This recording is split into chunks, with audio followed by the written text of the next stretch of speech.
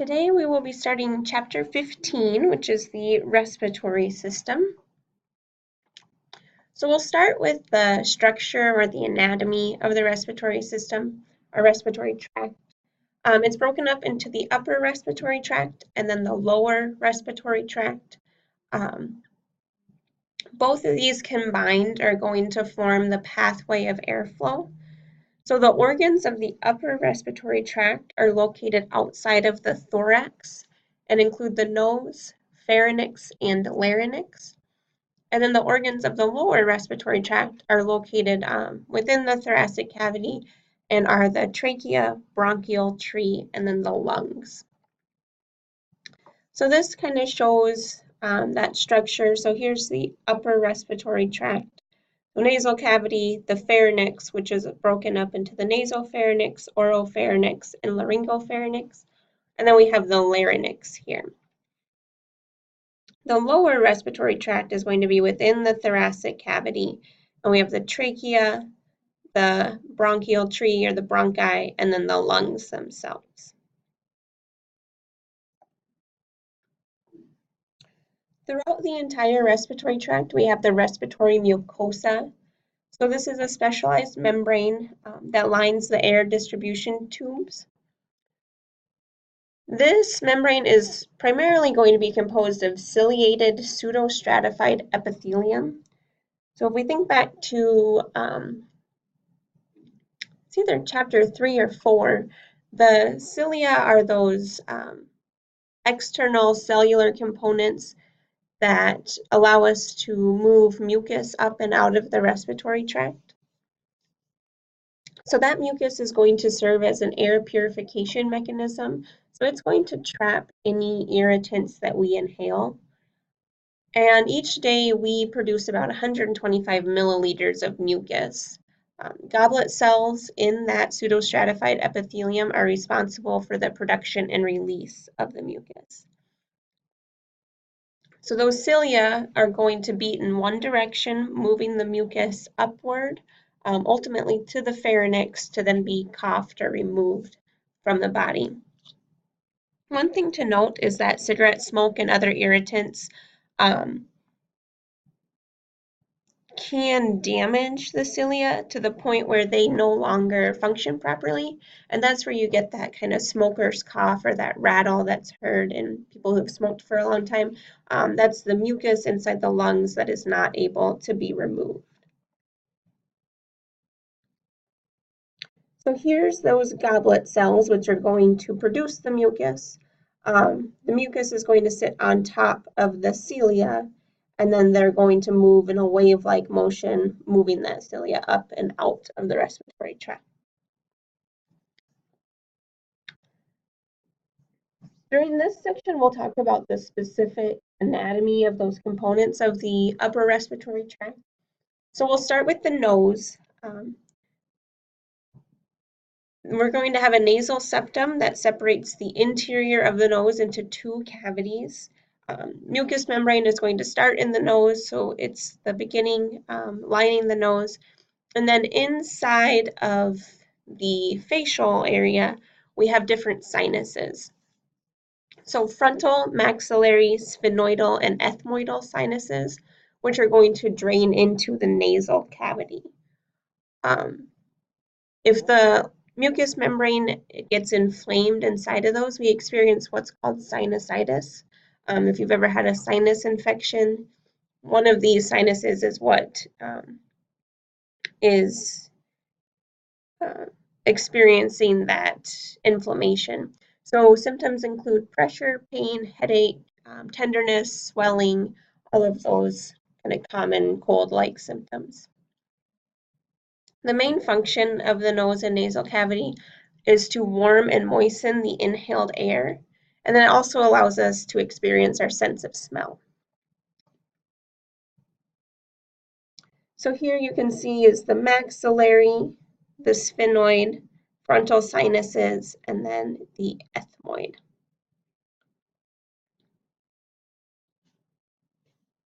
Next we have the pharynx.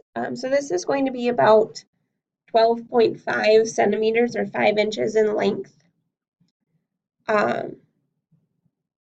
The pharynx is going to be kind of the collecting area for the nasal cavities, the mouth, and then the auditory tubes. So those will drain into the pharynx, and then the pharynx will connect to the esophagus and the larynx down below. And then back to chapter 14, the lingual tonsils and the palatine tonsils are going to be located in the oropharynx, and then the pharyngeal tonsils and auditory tubes are in the nasopharynx. So the pharynx is divided into 3 different subsections: the nasopharynx, then the oropharynx, and finally the laryngopharynx. Again, that mucous membrane is going to continue down into the pharynx. Main function is going to be a passageway for food and liquids. So the pharynx actually plays a role in both the respiratory system and the digestive system. And then it also serves as air distribution or a passageway for air. So if we look here, we can see this would all be nasal cavity here. And then we start with the nasopharynx, and then we'll go down. Here's the oral cavity, so that leads us to the oropharynx. And then below that, we have the laryngopharynx.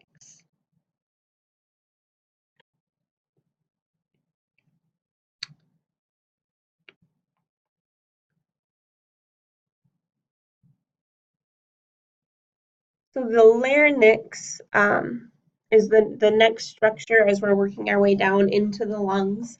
So composed of several pieces of cartilage. The most commonly known one is the thyroid cartilage, which composes the Adam's apple. This is also the largest piece of cartilage. So the larynx is going to have 9 pieces of cartilage total. Inside of the larynx, we'll also find the epiglottis, which is a partial covering to the opening into the larynx. So as we swallow food, the epiglottis kind of flaps down to cover the larynx so that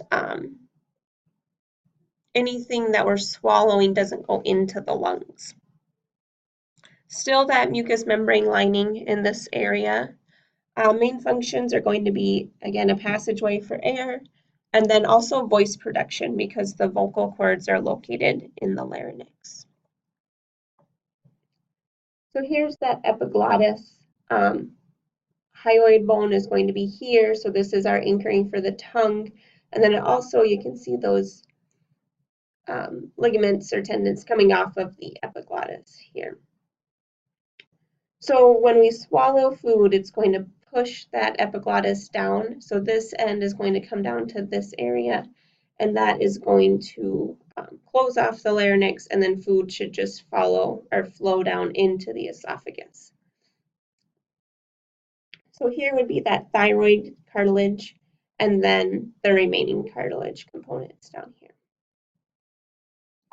This is what the vocal cords would look like if we were looking down into the larynx. So you can see vocal cords are here. So if we look through these, you can actually see those C-shaped cartilage rings here. So then we get into the trachea. So this is going to be about 11 centimeters or 4.5 inches in length, taking us from the larynx into the thoracic cavity, going to connect with the bronchus. The trachea is also known as the windpipe. If you push your fingers very gently against your throat about an inch above the sternum or your chest plate, you can kind of feel the shape of that trachea. Still have that mucus lining, and then it's going to be composed of C-shaped rings of cartilage to hold it open. Main function is passageway from air, or for air to move to and from the lungs. This can become obstructed, so this would be choking. If that obstruction occurs completely, then it's only a matter of minutes until death occurs. So tracheal obstructions cause more than 4,000 deaths annually in the United States.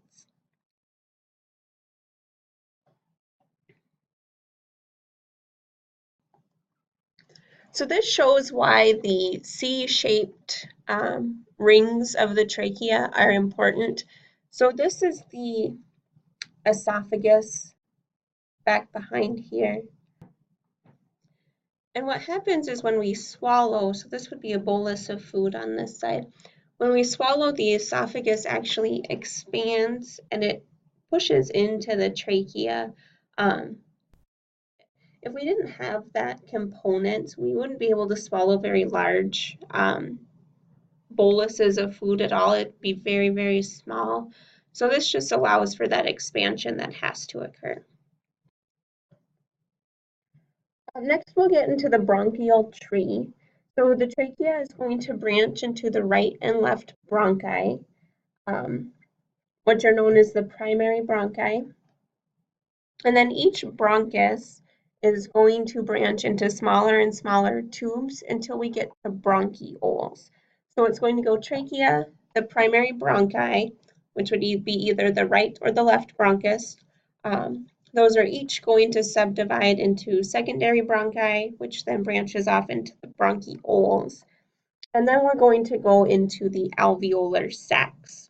So these are clusters of microscopic components that are composed of alveoli. So we'll jump ahead just 1 second to this picture. So here would be the bronchiole, so it's going to branch into the alveolar sacs. So these are made up of little, they look like little grapes to me, but alveoli compose the alveolar sacs. Again, no surprise, function is going to be air distribution and then a passageway for air to move. Then the alveoli themselves are responsible for the exchange of gases between air and blood. So you can see here this network of capillaries that sits on top of the alveoli. So that is where the gas and nutrient exchange is going to take place. And then it's going to flow through the pulmonary venule, leading up to the pulmonary vein into the heart.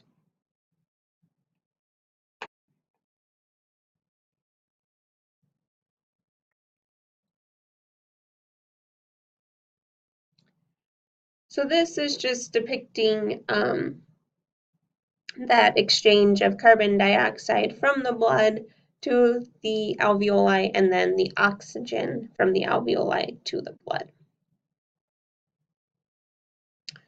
Then we have the lungs themselves, which are going to be broken up into two different areas, the apex and the base. So the apex is the narrow upper part of the lung, which sits underneath the collarbone. And then the base is going to be the broad lower part of the lung that rests on the diaphragm. So the lungs are going to fill the entire chest cavity except for a space occupied by the heart. Because the heart is in the thoracic cavity, and mostly to the left lungs are actually going to be a little bit smaller than the right. So the lungs have these deep grooves called fissures, which are subdivisions of each lung that breaks them up into lobes. So the right lung is going to have 3 lobes, while the left lung has 2. The lungs are also going to have a pleural membrane covering the outer surface of the lung and then the inner surface of the rib cage. So the parietal pleura is going to cover the walls of the rib cage, while the visceral pleura is going to cover the outer surface of the lung. The main function of the lungs is breathing or that pulmonary ventilation. So here you can see this would be the apex on either lung, and then the base is going to be kind of the wide portion along the bottom. So right lungs are going to have 3 different lobes here, and then the left is just divided into 2 lobe. So the heart would sit kind of right in here.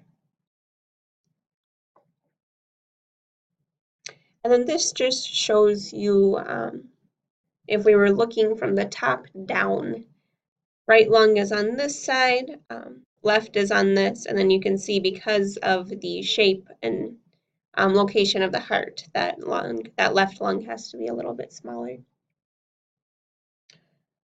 So when we talk about respiration, we're referring to the exchange of gases between a living organism and its environment. So specifically, carbon dioxide and oxygen. External respiration is going to be pulmonary ventilation and pulmonary gas exchange. So the exchange of that CO2 and O2 in the lungs. And then internal respiration is systemic gas exchange and cellular respiration. So this would be the exchange of CO2 and O2 in the tissues of the body from that capillary system. So when we're up here, we're looking at pulmonary ventilation. So this is where we are exchanging those nutrients and oxygen, carbon dioxide with the lungs, and then internal respiration is going to be when those capillary beds that sit on top of the tissues or organs exchange nutrients and waste.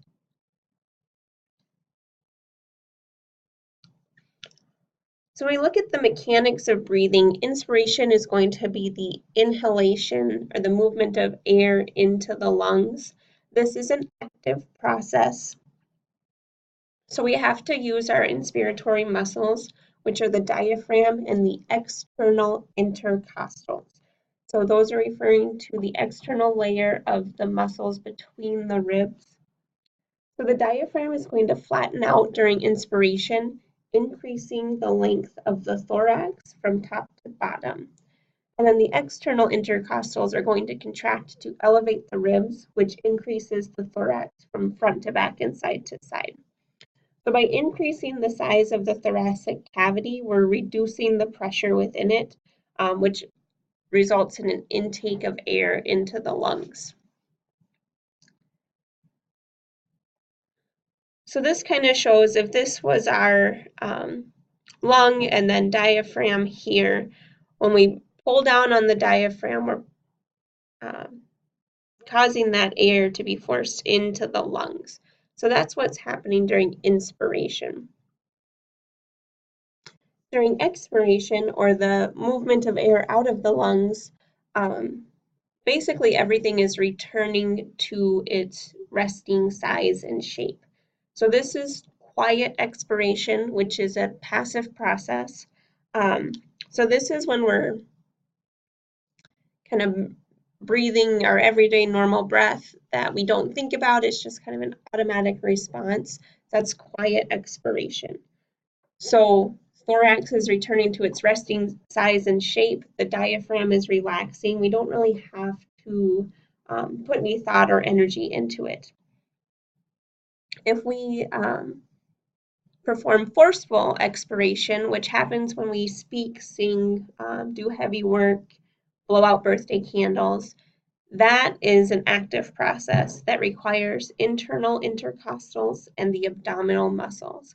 So the internal layer of those muscles between the ribs and then our abdominal muscles are used to force the air out of the lungs.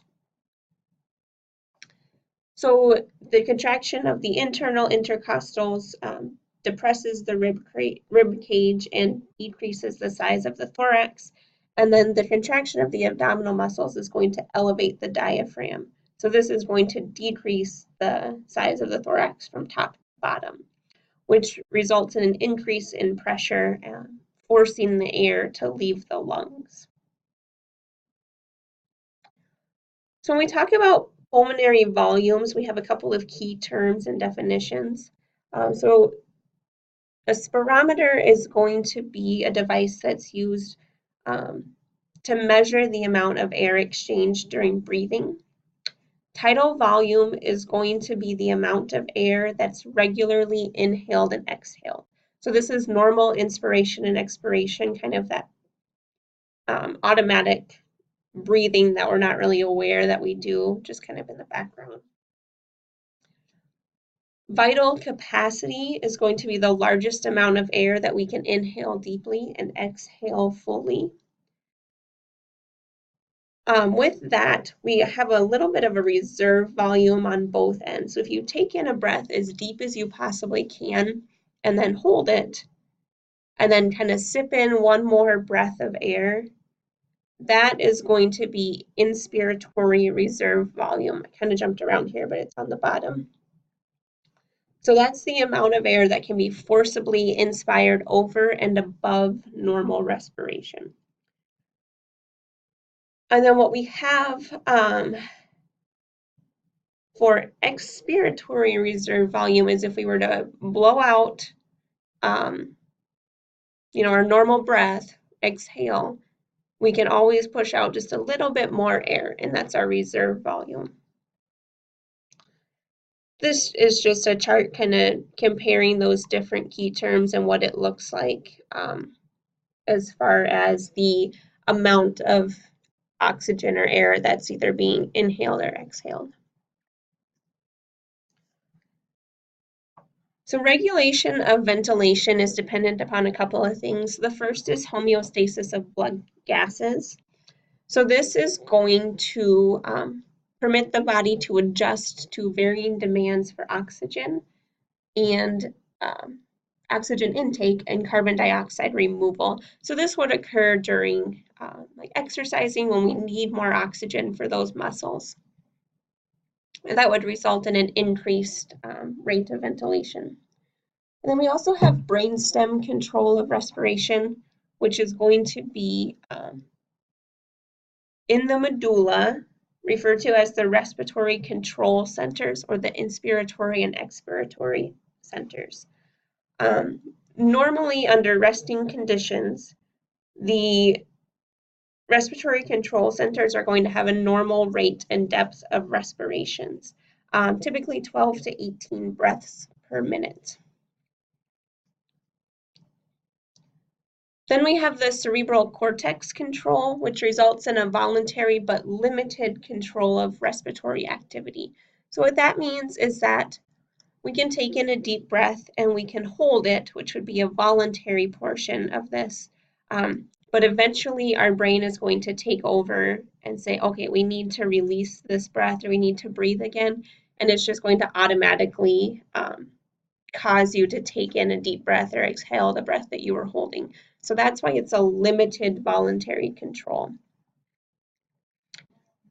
And then the last two components are going to be our respiratory reflexes. So the first are chemoreceptors, which respond to changes in carbon dioxide, oxygen, and blood acid levels.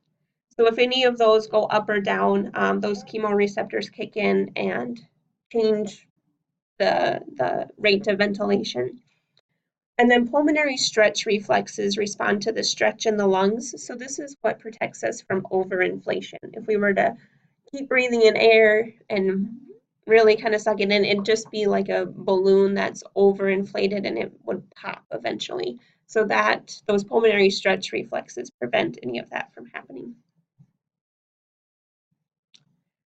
This is just a flow chart showing how those different systems work together. Next, we have breathing patterns.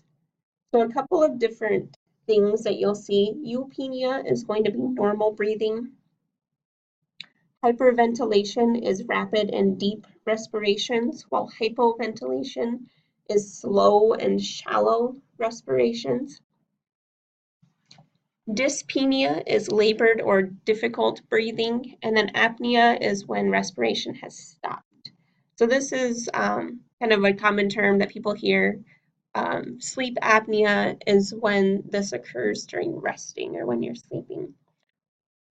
And then respiratory arrest refers to the failure to resume breathing after a period of apnea. Another situation that you'll hear about is Cheyne-Stokes respiration. So this is a series of alternating apnea and hyperventilation. So they'll stop respiration for a period of time, and then when they do resume breathing, it's in a hyperventilation state. And this is common kind of towards the end of life. So this just shows kind of a depiction of what those different breathing patterns would look like. So the last thing that we'll really talk about is the gas exchange and transportation. So a couple of different things. We've got pulmonary gas exchange, systemic gas exchange, and then the blood transportation of gases. So pulmonary gas exchange is occurring between the alveoli and the capillary beds that sit on top of them. So during this time, we have carbaminohemoglobin, which is going to break down into carbon dioxide and hemoglobin. So this would be in the capillary bed. The carbon dioxide is then going to move out of the lung capillary blood into the alveolar air and then out of the body as a breath. When we inhale, oxygen is going to move into the lungs and going to flow from the alveoli into the lung capillaries, where the hemoglobin inside of the blood is going to combine with oxygen to produce oxyhemoglobin. That oxyhemoglobin is going to travel through the circulatory system during that systemic circulation. Once it gets to the tissue that it is providing nutrients for, that oxyhemoglobin is going to break apart again into oxygen and hemoglobin. The oxygen is going to move out of the tissue capillary blood into the tissue cells. During that time, CO2 is going to move from the tissue cells into the tissue capillary blood, where it's going to combine with the hemoglobin in the blood to form carbaminohemoglobin.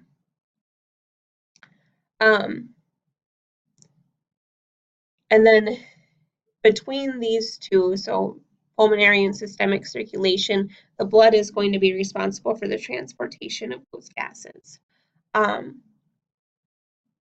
So the majority of the time, oxygen is going to be combined with hemoglobin to form that oxyhemoglobin.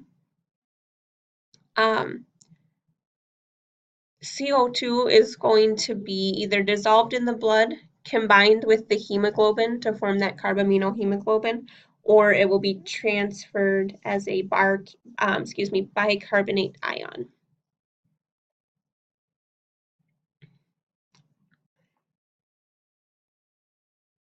So here, if we're looking at the pulmonary gas exchange, you can see how the CO2 is going to move from the blood into the alveoli. Oxygen is going to move from the alveoli into the blood. And then that same thing is going to happen down here in systemic gas exchange, where oxygen moves from the blood into the tissues, and CO2 is going to move from the tissue cells into the blood. That is all I have for chapter 15. If you have any questions, please email or call me. Thanks.